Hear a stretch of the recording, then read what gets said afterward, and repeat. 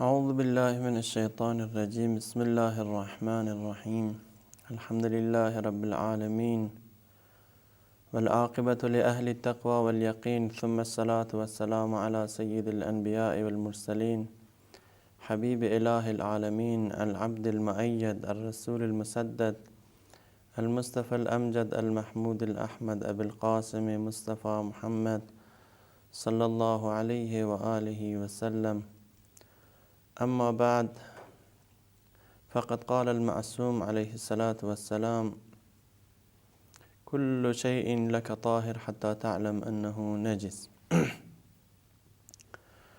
Dear brothers and sisters, we have been explaining the rules of tahara and najasa, purity and impurity. When it comes to understanding the rules of purity and impurity, or cleanness and uncleanness, we must engage ourselves in studying and asking questions and going for wisdom and insight.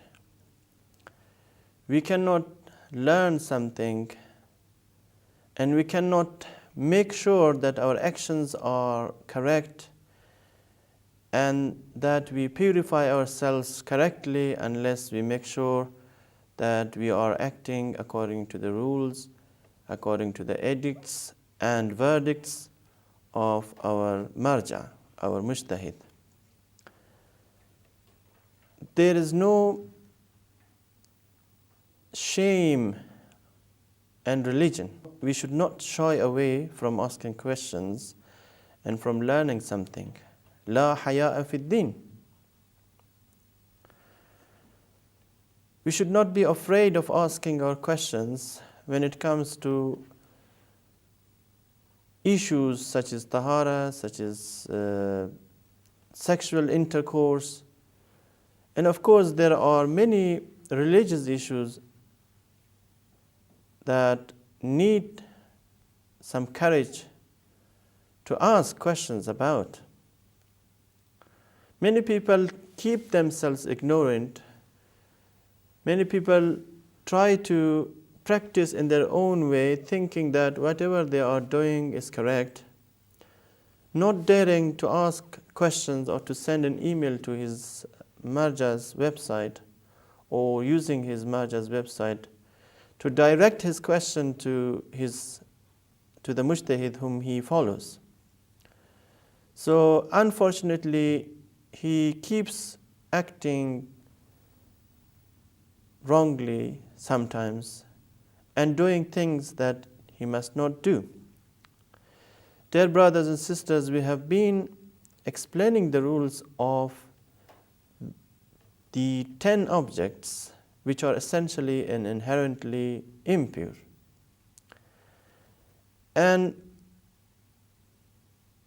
2 of those objects which I mentioned in the previous session are urine and feces. Now, when going to a lavatory or toilet, what should we do to make sure that we have purified ourselves correctly, or that what are the things with which we can purify the urinary organ or the organ of urination, and also the anus? Of course, it is necessary to understand that water is the most purifying agent. Nothing purifies better than water. But sometimes, in the absence of water, we can use tissue paper, we can use stones or a piece of hard clay to purify our body or the parts of our body that have come in contact with stool or with feces. You should know that the urinary organ cannot be purified without water. You can't purify it using tissue. You can't purify it using a stone. And if you have urinated and use a stone also, you must use water after using the stone. There are many American toilets or Western toilets where you can't find water. In that case, there are people, of course, who have Western toilets in their houses, and they don't have water to use. So in this case, a person should use water to purify the organ of urination, the urinary outlet. As far as the anus is concerned, if he does not have access to water, he must use 3 pieces of tissue paper. 1 piece is not sufficient. 2 pieces are not sufficient. He must use 3 pieces of tissue paper or 3 pieces of stone to purify himself or to remove the substances or the excrement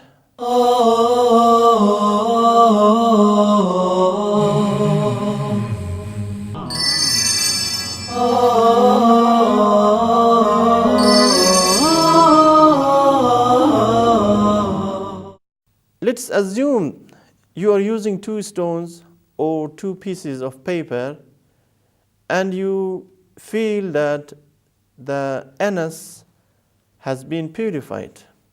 According to the epistles of Islamic laws, again that's not sufficient. Even if the anus has been completely purified, you must use a third object also. The third piece of tissue paper to clean it, to use it. And wherever there is water, you must use water. And if there is no water, then you can use paper or stone to purify only the anus and not the urinary organ. Now, what follows in regard to the rules regarding lavatory, you might have heard the word istibra, which is an Arabic word. And of course, istibra means to get rid of the remaining drops of urine from the penis. Of course, istibra has a simple and easy procedure which you can learn by referring to the epistles of Islamic laws or to the manual of Islamic laws written by grand jurists. I'm not going to explain it because it is a little bit embarrassing, but if you want to learn it, you have to turn to the books written by prominent scholars. And istibra is necessary to make sure that whatever comes after istibra is clean. This is the benefit of istibra. If a liquid comes out of a man's urinary organ after urination, and one doubts whether this is urine or something else, then he can assume it to be clean, provided that he has done istibra. If he has not done istibra, then of course the moisture, the liquid that comes out after urinating is treated as urine. This is the benefit of doing istibra. And of course there are 3 types of liquid that comes out from the urinary organ, and they are clean. One is called madhi. Of course, the moisture which is discharged by man during courtship, during playing with one's wife, and when one is sexually aroused, is called madhi. Now I'm explaining to you the rules regarding those 3 types of liquid that comes out, but they are clean, they are ritually pure. And of course, this liquid is considered to be pure. It is considered to be clean. If it comes in contact with your body and with your clothes, you are not supposed to wash your clothes, and you are not supposed to change your underwear or to wash your body. Even if you have been in this state of wudu, in the state of minor ablution, then it is not necessary to renew your wudu. It's not necessary to perform ablution over again. That moisture will not affect your purity. It will not invalidate your wudu. Now, if you have ejaculated semen and then you have performed istibra, after performing istibra, there comes a kind of thin and crystal clear liquid after ejaculation and after istibra. If such liquid comes out, I'm not speaking about, of course, the liquid that comes during when you are sexually aroused, because that one is called madhi. But this one, the liquid that comes out after ejaculation, is called wazi. And if you have done istibra, then that liquid is considered to be pure. You are not supposed to do anything.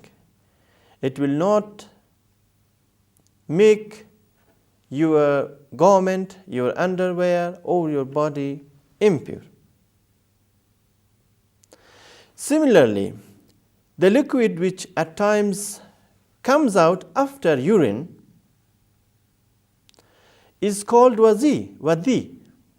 Now there's the words are very much similar to each other, and it's very difficult to distinguish. However, you are not going to concern yourself or to bother yourself about these terminologies, and it's not necessary to understand or to learn these words, because these are Arabic words, and even an Arab, I think, does not understand such words.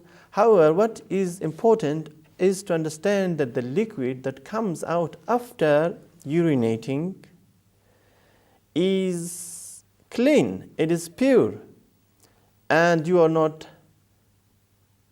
supposed to do anything. You are not going to make wuzu or to do ghusl. And the wuzu, if you have been in the state of ritual purity, then your ritual purity is maintained, it will not be invalidated, it will not be destroyed. Now, if a person doubts whether he has performed istibra or not, then what is he supposed to do? Then, in that case, that liquid which comes is impure, it is unclean.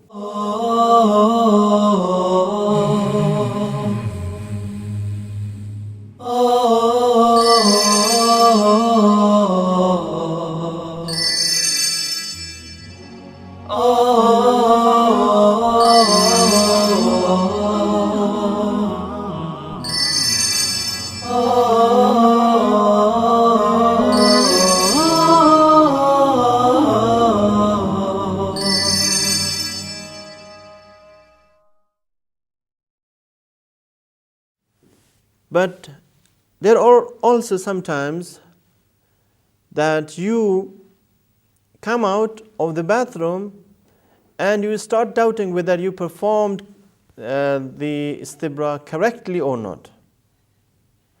Now in this case, when you doubt whether you performed it correctly or not, the liquid that comes out after coming out of the bathroom is treated as clean, it's treated as pure.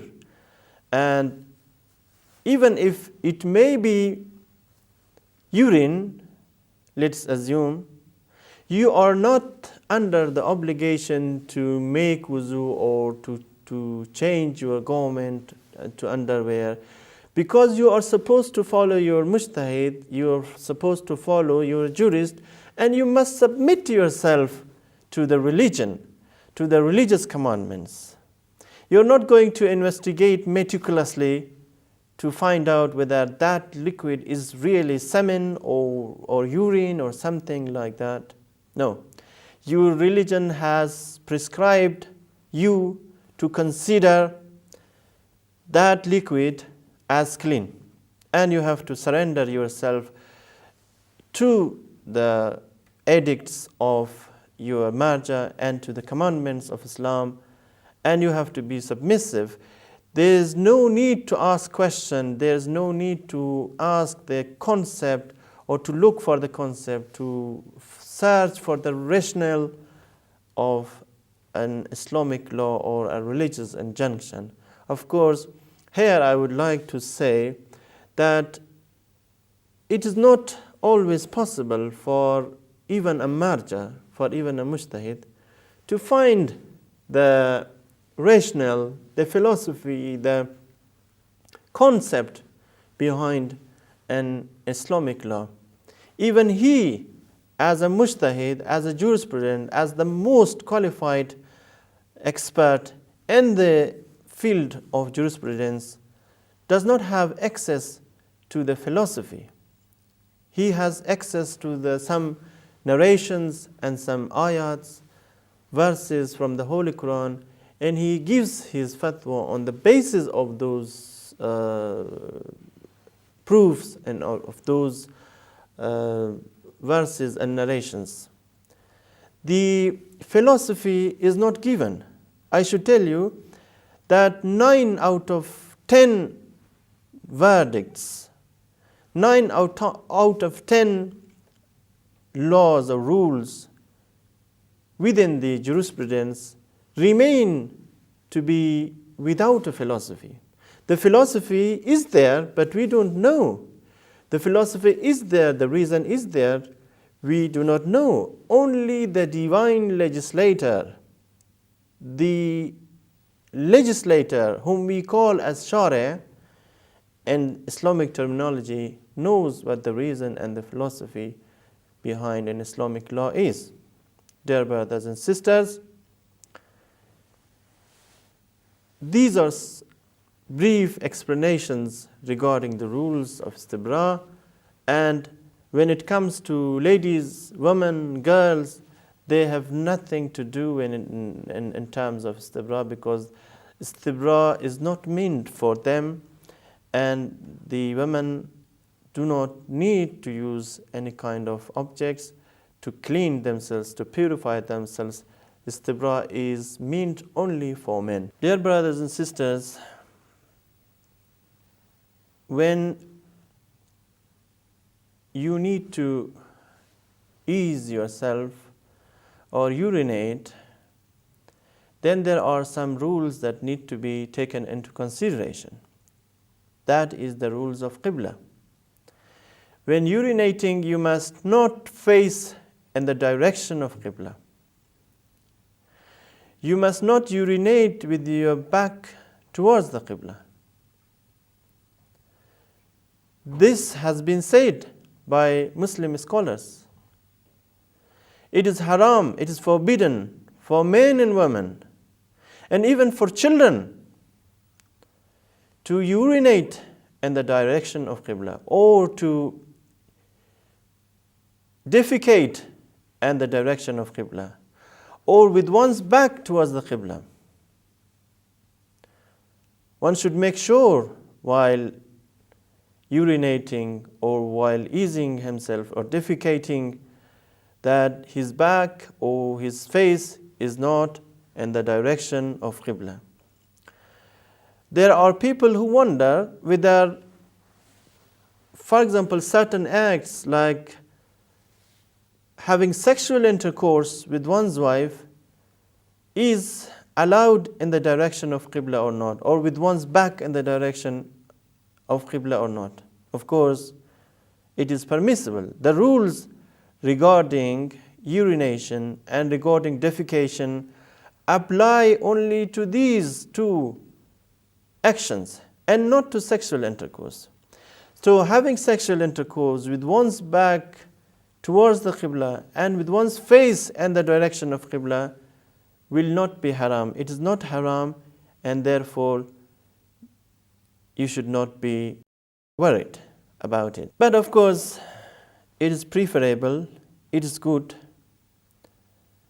not to even exercise or to do such actions that is considered to be disrespectful. Dear brothers and sisters, there are rules regarding a dead body, and dead body is also one of the najis objects, and of course it is one of those 10 najis objects whose rules are to be explained and elaborated in the next session. I hope you as an adherent Muslim, you as a practicing Muslim, will follow the lectures to learn the Islamic laws, to understand the Islamic laws, and to also help other people understand and learn the Islamic laws. Inshallah. Wassalamu alaikum wa rahmatullahi wa barakatuh.